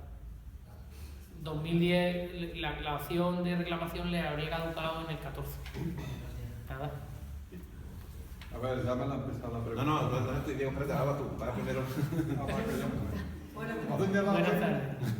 Sí, yo quisiera decirle que yo la primera vez que fui, en primer lugar, dar la enhorabuena, porque soy honrada, porque yo la primera vez que pisé por el despacho fue con mi marido Juan Antonio, para decirle lo de la cláusula. ¿El nuestro? Sí, pues no. En el 2012, al final de... Claro, sí, ahora, sí. Sí, queréis de BBVA, si no me equivoco. Sí, porque yo no tenía ni idea que existía la cláusula, yo cada vez me subía, y fue usted tan honrado que me dijo, espérese que en el 2013 no se gaste dinero ni vamos a demandar, no vamos a hacer nada, que en el 2013 se lo van a quitar, porque ya sí o sí van a quitar, porque ya está en el juzgado y toda la historia. Y así fue, yo me lo quitaron y digo, mira Juan Antonio, lo que ha dicho, que un despacho de abogado te diga eso, que vamos, así que eso es enhorabuena. Muchas gracias. En el mayo del 2013 me lo quitaron y no me devolvieron nada ni me hicieron ningún, solamente fueron creo que unos 100 euros. Sí, porque como la sentencia hablaba de mayo, normalmente dejaron de aplicarla en el mes de julio y esos 2 meses sí lo devolvieron. A mí con Caixa Galicia me pasó igual. Eso es. Entonces digo, mira, ya no voy a molestar al hombre ni voy a decirle más nada. Bueno, pues ahí pasó. Cuando ya salió todo esto, me llegaron a BBVA porque el marido de una amiga mía lo han destinado aquí a este lado, era mi ocasión. Hablo y me dice, mira, María, de confianza. Yo tengo una hipoteca en agosto del 2005. Dice, no te creas que te van a devolver ahí, te lo digo de confianza. Dice, porque esto se va a aplicar, lo que ustedes han dicho, los porcentajes cuando fueron los años más caros de lo que habéis dicho, todos los intereses y tal. Y dice, y luego lo mismo que habéis dicho, si quieres que se rebaje la hipoteca, o todo eso se te comunicará. Espérate mejor, espérate mi consejo, no haga todavía reclamación ni nada porque todavía hay 3 meses, tenemos que decir así, espérate, con calma, todavía no. Pero vamos, no te crees que te va a devolver. Y encima, y digo, bueno, y eso que está diciendo de notario y todo esto. Los gastos. Y los gastos eso dice, ¿serán o serán? Claro, eso depende de un juez, eso está claro. ¿Qué diferencia tenéis vosotros? ¿Euribor más cuánto, te acuerdas? No me acuerdo. ¿Y el techo y el suelo tampoco te acuerdas cuánto era? Hace 3 meses que falleció mi padre y mi madre hace 10, o sea que nada de meses me queda. Y ahora tengo el problema del impuesto social. Ah, bueno, sí, eso da para otra Eso da para otra tarde. Eso da para otra tarde. Lo que ha pasado en el hospital. Hombre, a ver. Eso vengo del ambulatorio. Yo. De una enfermera que me va a coger porque tengo sobrepeso. Yo lo que digo es una cosa. Yo lo que digo es una cosa. Sea poco o sea mucho, es suyo. ¿No? Es decir, pero es que ahora también, bueno, tengo unos líos. Yo cuando el banco dice esas cosas de, es que, ¿cuánto va a ser esto? Vamos a ver. Yo siempre le digo al cliente, si tu hipoteca es de 700 y un mes tienes 698 en la cuenta, ¿el banco te perdona los 2 euros? ¿No, verdad? No solo no te los perdona, sino que te mete los 2 euros, te mete los intereses y te mete los 35 euros de comisión de posición de deuda, ¿verdad que sí? Bueno, pues, aunque le hombre, esto es una exageración, aunque le tuviera que devolver 5 euros son suyos. Hombre, por 5 euros parece que es una exageración montar un pleito judicial, como es natural, vale. Pero en una hipoteca media, con un tipo de interés, un suelo típico del 3,5 y un Euribor lógico de eso, podemos estar hablando de 4 años de 4 años de suelo, desde el 9 hasta el 13. Háganse la idea que el Euribor empezó a ir hacia abajo en el año 2008-2009. Por tanto, dependiendo de la fecha de revisión, etcétera, etcétera, a los que se la dejaron de aplicar en el 13 estamos hablando de 4 años. A poco que la diferencia fueran de 80 euros mensuales, que no es ninguna exageración, 80 euros mensuales al año son 1.000 euros, multiplicado por 4, esta es una cuenta muy burda, pero podemos estar hablando de que en ese entorno de los 3.000 o 4.000 euros, y hombre, yo no sé ustedes, a mí 3.000 o 4.000 euros me alegra la tarde, ¿eh? Por eso digo que eso de los bancos, ¿cuánto van a devolver? Lo que sea es mío. Que lo siento, me tengo que ir. Hombre, muchas gracias. Igualmente. No te había conocido al principio. Cuando queráis. Muy bien. Luego. Saludos. Adiós. Diego. No, ya lo han dicho ahí, pero vamos, lo voy a repetir. Yo tengo la hipoteca todavía con mi casa. Y antes que salieran todas estas noticias y todo lo que se ha aprobado ahora, fue hace 2 meses, me llamaron para quitarle unos 25, yo pagaba 3,5. Sí, te han bajado el sueldo.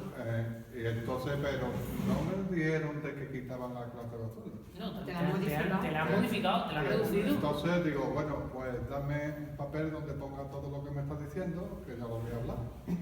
No lo digan. Dice, ¿y lo firmas? Sí, si no. Ah, bueno. Claro, ya está, eso es. Si tú vas a un sitio, te están haciendo firmar un documento y no te dan el documento para que tú lo analices, ¿qué garantía te está dando eso? Por Dios. Por eso no lo hice con ellos y sigue con el 3,5. Sí, con lo mismo. Unicaja, es verdad que eso lo hizo Unicaja. Unicaja hay muchas entidades, pero sobre todo Unicaja, a partir de septiembre, cuando se empezó a oler la tostada de que la sentencia ante una justicia de la Unión Europea podía venir desfavorable, es verdad que hizo una campaña masiva de ese tipo de acuerdos, de llamar a la gente, reducir los diferenciales. En fin, sí, es verdad que eso... Pero en caso que yo fuera a firmar... Pues estaríamos hablando del mismo caso que esta señora o que este señor. De todas maneras, como digo, eso se lo tiene que analizar.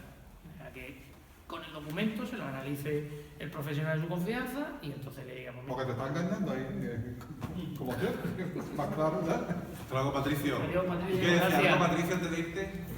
¿Tú quieres decir algo, Patricio? La mayoría no te conocerán porque con los bancos firmamos un poco. Y también tengo una sola zona. La historia es un poco complicada, como ha explicado perfectamente Miguel, ¿no? Los jueces han dicho cosas que a lo mejor se han extralimitado en todas las circunstancias y necesitan un examen concreto de cada supuesto. Es fundamental saber cómo se ha llegado a firmar eso, por qué, si efectivamente han hecho la encerrona que con frecuencia de los bancos, si pusieron la escritura final distinta de la oferta vinculante que habían puesto antes, todo eso debe ser analizado por un profesional.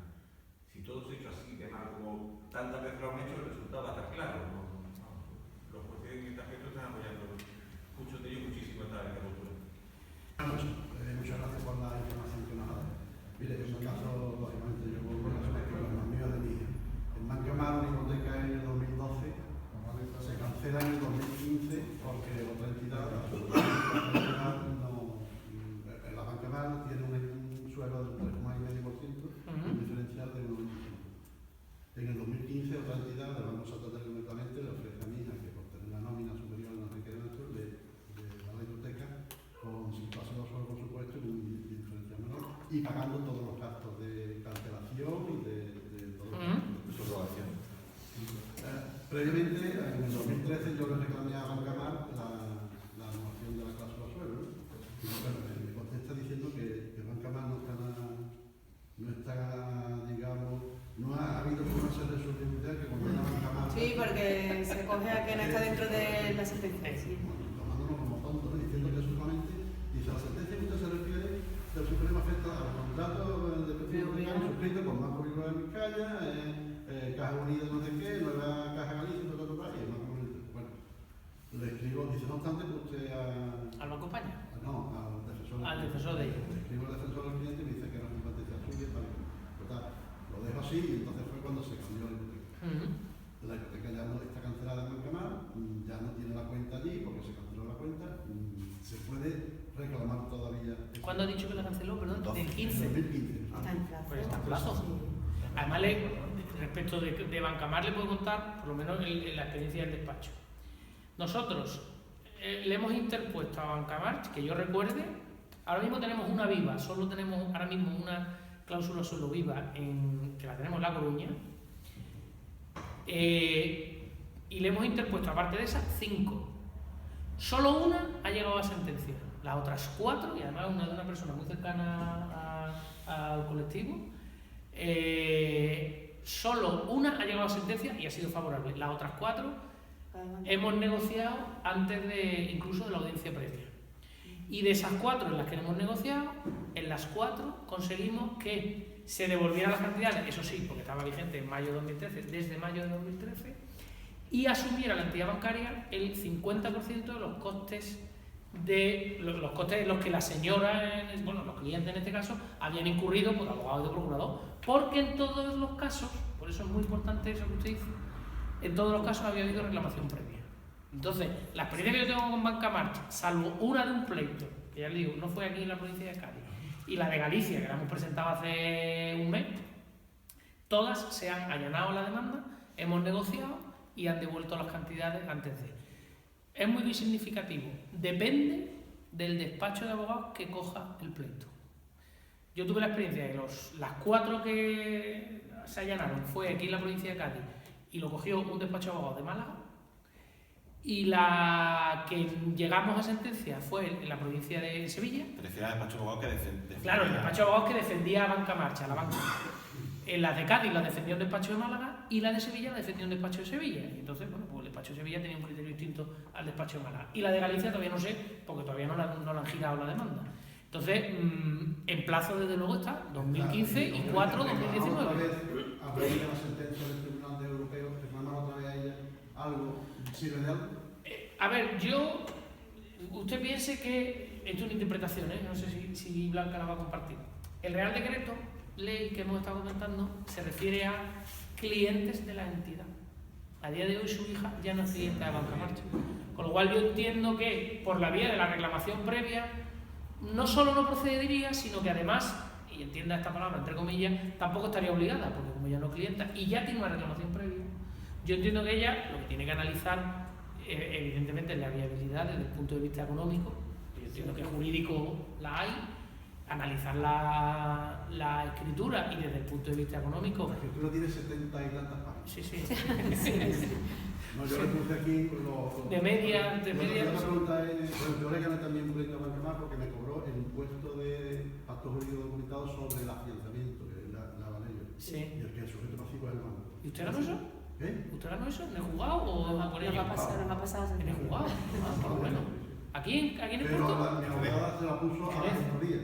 A la gestoría. Aquí ahora ya no está. No, yo le dije al banco que no pagaba eso, le hice firmar recibí de eso, que no pagaba eso porque yo no consideraba que no me correspondía a mí, y a la gestoría le puse un correo diciéndole que no pagara eso mismo. Es que además ese es el ejemplo clásico. Y me lo cobró cuando eso, 1.070 euros. Es el ejemplo más claro que el afianzamiento a quien beneficia exclusivamente de la entidad bancaria, que tiene mayor garantía. El sujeto pasivo es el banco. Sí. Pues una demanda y la ganamos y después reclamé las costas, lo decía el abogado, no, porque esto, como es menos de 2.000 euros, tal y cual, digo, no, pero yo leyendo el Código Civil, digo, salvo si hay en otra plaza. En la plaza distinta donde usted. Sí, claro, porque por aquella época ya habría cerrado la oficina de aquí Banca Mar y la pusieron en la de Jerez. No, es que la gestoría estaba en Jerez. Pero es que la abogada, en vez de contra el banco, fue contra la gestoría. Que es la que no me hizo caso de que no pagara el mínimo de eso. Y el juzgado. Pero en fin. ¿Qué digo? Bueno, ¿quién dirime los criterios de transparencia en las cláusulas suelo? Claro, el Supremo dice que las cláusulas suelo son lícitas. Sí, efectivamente. Solamente que los que no cumplan criterios de transparencia, pero eso... Esos criterios son los que... La entidad, desde luego, Esa es la pregunta que me hacía al principio Antonio, que era cuáles eran esos criterios que había establecido, y eso es lo que yo les dije, lo de haber ofrecido distintos tipos de hipoteca, haber hecho una simulación. Eso es lo que tiene que valorar el juez. Bueno, y además muchas veces el texto de la escritura viene tan farragoso que eso obviamente oculta algo, viene en un contenido difícil de entender, vienen confundiendo la cláusula suelo con la cláusula techo, eso es fácil de... Hombre, afortunadamente hay una cosa, es que si esta conversación la hubiéramos tenido hace 8 años, pues yo le hubiera dicho, depende del juez que nos caiga. Pero hoy esto hay... No, pero ya no son por la jurisprudencia, es que pleitos de estos los juzgados los hay todos los días. Quiero decir que ya los jueces tienen muy asumida, primero, cuál es el proceso de análisis y cuáles son los criterios de análisis, porque es verdad que los criterios de análisis están muy estereotipados, tanto por el Tribunal Supremo como por la propia Audiencia Provincial de Cádiz. Entonces, prácticamente la guía que da, por decirlo de alguna manera, ¿no? La guía que ha marcado el Tribunal Supremo y que ha confirmado en su aplicación la Audiencia Provincial de Cádiz, prácticamente funciona a modo de lista, es decir, si cumple o no cumple, no es transparente. Y entonces no es transparente, es nula. Entonces, eso es un criterio que ya sí está muy estandarizado. Lo que la cláusula suelo, los proyectos de cláusula suelo, prácticamente la declaración de abusividad estaba meridianamente clara de cuál era el criterio que se seguía. Lo que no teníamos tan claro era lo del tema de la devolución, que había gente que decía que desde interposición de la demanda, otros que nunca, otros que de mayo de 2013, y ahí es donde realmente ha habido el totum revolutum, que cada uno decía un poco con lo que planteaba. Pero por cerrar el bucle, en plazo está y puede perfectamente analizarlo y reclamarlo. Sí, claro que sí. Yo, una última duda que tengo, cuando presentáis la demanda, ¿hacéis la petición del dinero o cómo se presenta? Sí, claro. La demanda se hace claro. Con el dinero ya, entonces hacéis el cálculo de lo que nos tiene que devolver previamente. Lo que hemos dicho antes, nunca va a Una fórmula, coincidir, claro, es que pero como- nosotros hacemos un cálculo estimado de lo que creemos Eso que ya, puede corresponder. es verdad que eso depende ya de cada despacho, que de cada maestrillo, como dicen, tiene su librillo.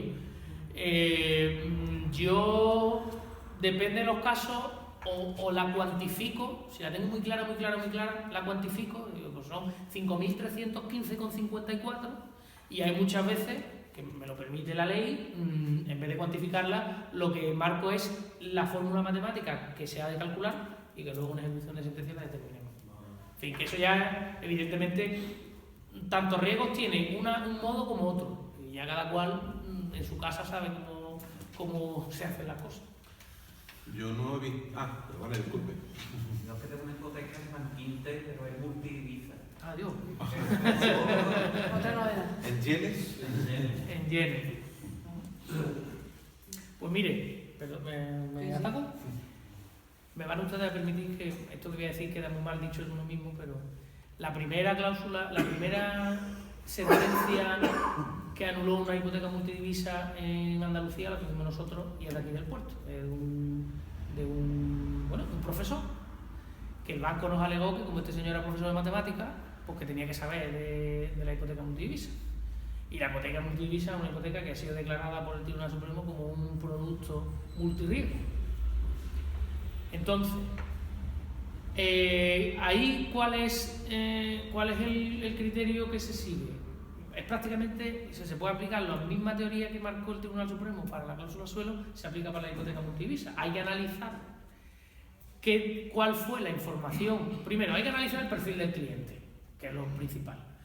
Y hombre, aquí, con todos los respetos, no veo a nadie capacitado para saber lo que es una hipoteca multidivisa. Así lo digo, ustedes me disculpan que no le estoy haciendo a ustedes de menos, pero es que eso es así. Porque es un producto de riesgo financiero. Entonces, esa sentencia del Tribunal Supremo dijo que si el banco no acredita en el procedimiento judicial que hizo un análisis del perfil inversor del cliente, porque se considera que es un producto inversor, si ese no lo hizo el banco, y ya le digo yo que no lo hizo, porque no aplicaron la norma, y no lo aporta el banco ese análisis del perfil inversor al procedimiento,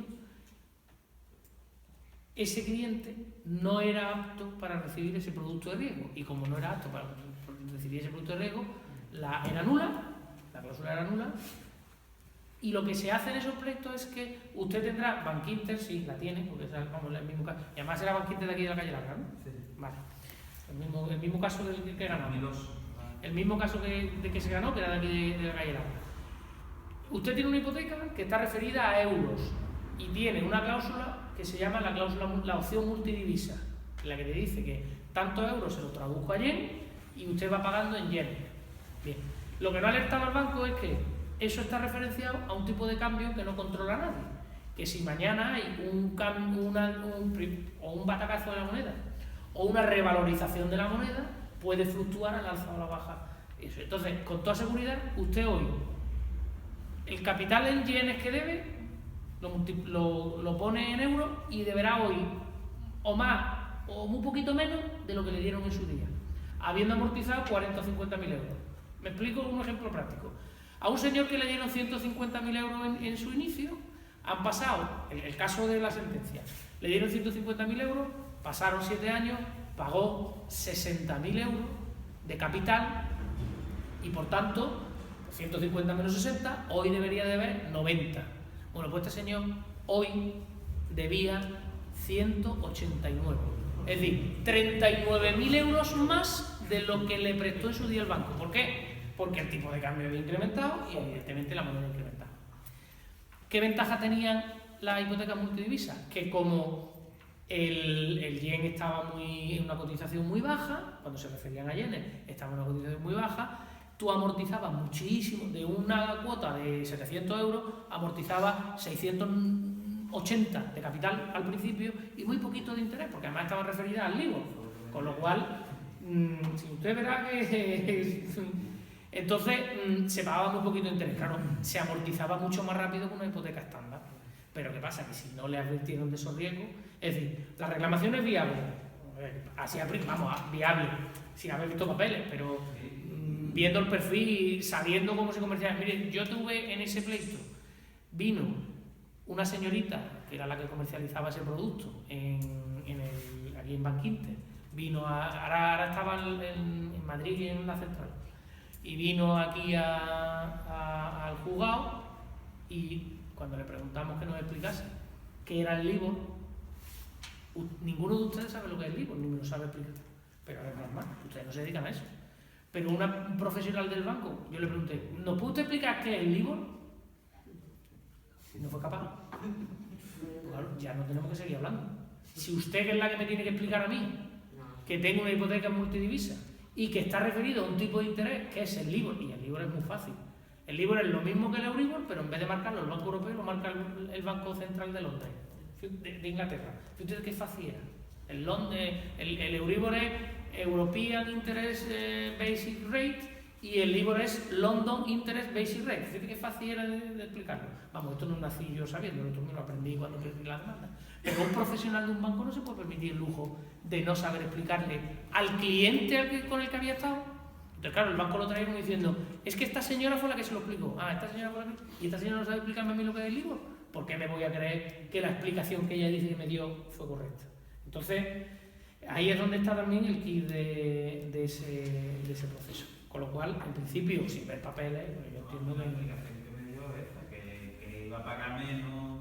Iba a amortizar más rápido. Y menos mal que a usted no se le ocurrió cambiarlo a franco suizo. Porque si lo hubiera cambiado a franco suizo, en vez de deber hoy 180, debería 200... Nosotros tenemos una que en Sevilla, que la tiene referida a una hipoteca multivisa referida a franco con el Bank Inter, y esa señora pidió 295 y hoy debe 450, porque la tiene en franco suizo y el franco suizo se devaluó hace prácticamente 2 años, entonces pegó un batacazo de... Muy bien, pues muchas gracias y seguiremos haciendo actuaciones y les seguiremos invitando. Y muchas gracias, por supuesto, a Miguel y a Blanca por su tiempo. Gracias.